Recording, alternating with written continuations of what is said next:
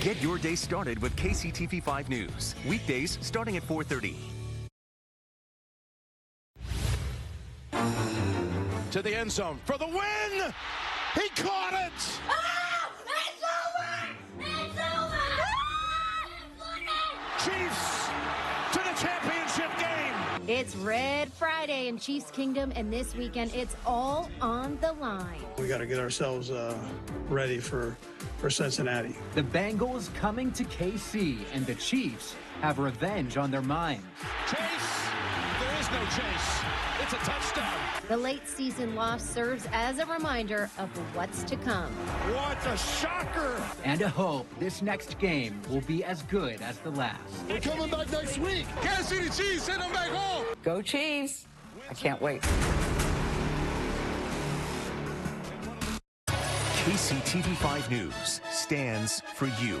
And we cannot wait either. Good morning, Kansas City. I'm Joe Chiodo. So glad you're here with us on this Red Friday. The Bengals, of course, coming to town on Sunday. They are the last team standing between the Chiefs and a third straight Super Bowl appearance. Oh, so crazy. We are so excited.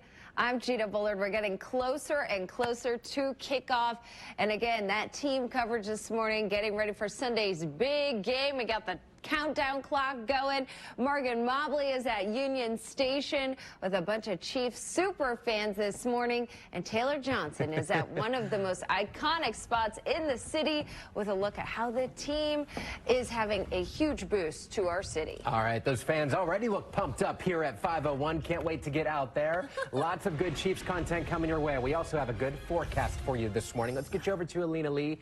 Today is cold, but there are better things ahead for the weekend. Exactly. We just got to get through this afternoon and this evening, which will be seeing temperatures slightly below normal for this time of year until we can see that surge in our temperatures tomorrow into Sunday. Right now, tracking a little bit of very light snow out there. There may be some snowflakes reaching the ground in northeast Kansas, eastern Kansas as well.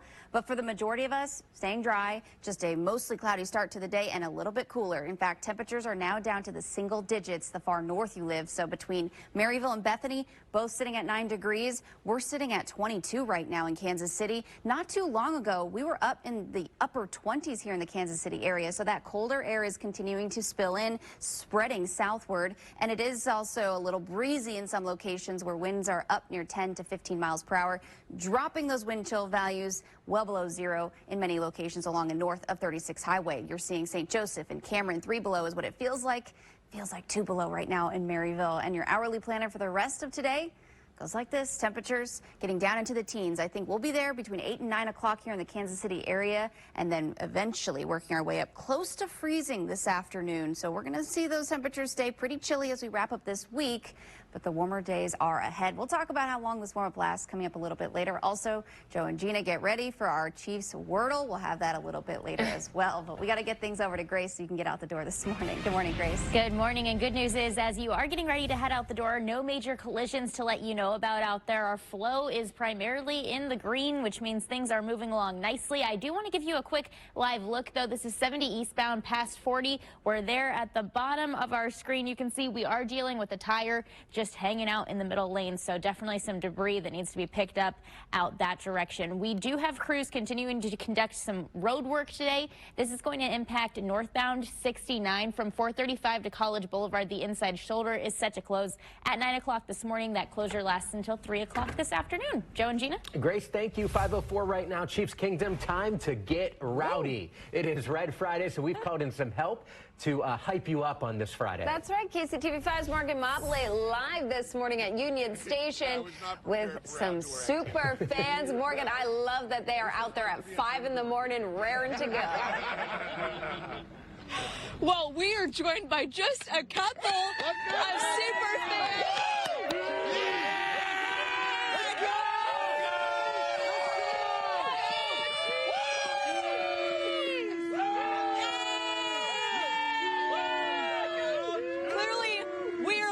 No spirit here today. So yes, we are joined by some of the greatest super fans in Chiefs Kingdom. Why don't you guys introduce yourselves and tell us about the secret to being a super fan? I'm the Beard, aka Daniel Nelson. Yell loud and proud. Decibel up, baby. That's all you gotta do. I'm Weird Wolf. I coined the phrase Decibel Up. We're going to get crazy in Arrowhead this weekend. Everybody's going to go nuts and make it as loud as possible for Burrow's head. Woo! Yeah. I'm a Strand Man. I'm just saying, keep it classy, Kansas City. That's what we are. Chiefs! Woo! Fro-Man here, keeping it loud. Joe, you can keep that SEC crowd noise at home because we're bringing it this Sunday, baby! We're bringing it! Let's go! I'm just a crazy fan with the Mohawk, baby. Let's get it. We're killing it, Dave! All right, I need to know, how long have you guys been doing this for? This is real dedication here. I've been a super fan all my life. I just started dressing up about 5 years ago. Okay. Yeah, Superfans been around for a while, but a lot of charities involved with this. We get dressed up. Sometimes we visit hospitals. It's all about loving the Chiefs and being a supporter of the community. We love to see it. I used to think I was a huge fan until I met you guys this morning. So for anybody who wants to level up, what do they need to know to bring this energy to Arrowhead on Sunday? We're painting you up. Woo! Well, there you have it. That is quite the tease. If that doesn't get you to stick with us, I don't know what will. We'll send it back to you guys. I was going to say, Morgan, in order to hang with those guys, you need a little more swag. Yeah, step up that game, man. If this is them at 5 o'clock on a Friday, what are they like come game time on Sunday? I want to know if they all have significant others and what it's like living with them. And what, yeah. Are you trying to, say something? No. All Thanks, right, Morgan. let them know, Morgan. No, Gina's on the hunt. No, the only place you're going to see Sunday's game right here on KCTV5. Kickoff 2 o'clock. When the game's over, turn on KSMO for complete post-game coverage and reaction from the KCTV5 sports team. I have a feeling a lot of people are not going to have voices after this game on Sunday. Now, the Chiefs' success helping put Kansas City, of course, on the map. With all eyes on Kansas City, Taylor Johnson joining us with just how much of an impact that all of this, coverage and Kansas City being in the spotlight has had on our city. So, Taylor, good morning. What have you found out? Well, Joe and Gina, I'm sure you all remember that day in 2020 when the Chiefs returned home with that Lombardi trophy not too far behind me. And we just saw those super fans, but there was a sea of red just here to welcome the home team back. And we've talked to some experts here in the area that say that those images is what's selling Kansas City to bring other things to our area. A pathway for us to bring in other opportunities.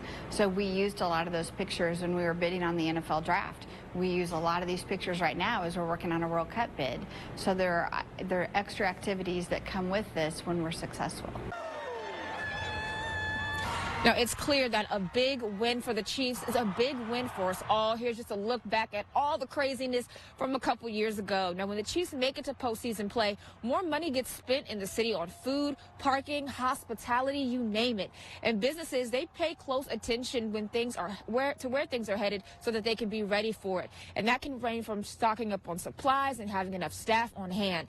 But at the Sports Commission, President and CEO Kathy Nelson, she says that they even get to planning the Super Bowl celebration when the Chiefs are looking good. So thanks to the Chiefs and the Royals' past success, they have a great blueprint to follow. Now, all throughout the morning, I'm going to share with you just a hyper-local impact that businesses have been getting based on just how successful the Chiefs have been. And once again, a win for them is a win for Kansas City. So we're excited to see what this weekend and beyond will bring for us. In Kansas City, Taylor Johnson, KCTV5 News.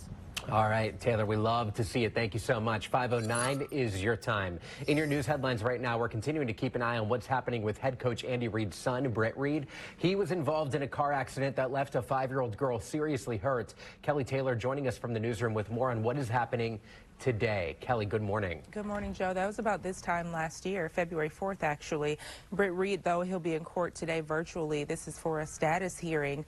The former Chiefs assistant coach faces a DWI charge. This is after a crash that left a 5-year-old girl with a critical brain injury. Reid pleaded not guilty to that charge, but the hearing today is scheduled to start at 9 a.m. We'll be listening in, and we'll bring you updates as soon as we learn more this morning.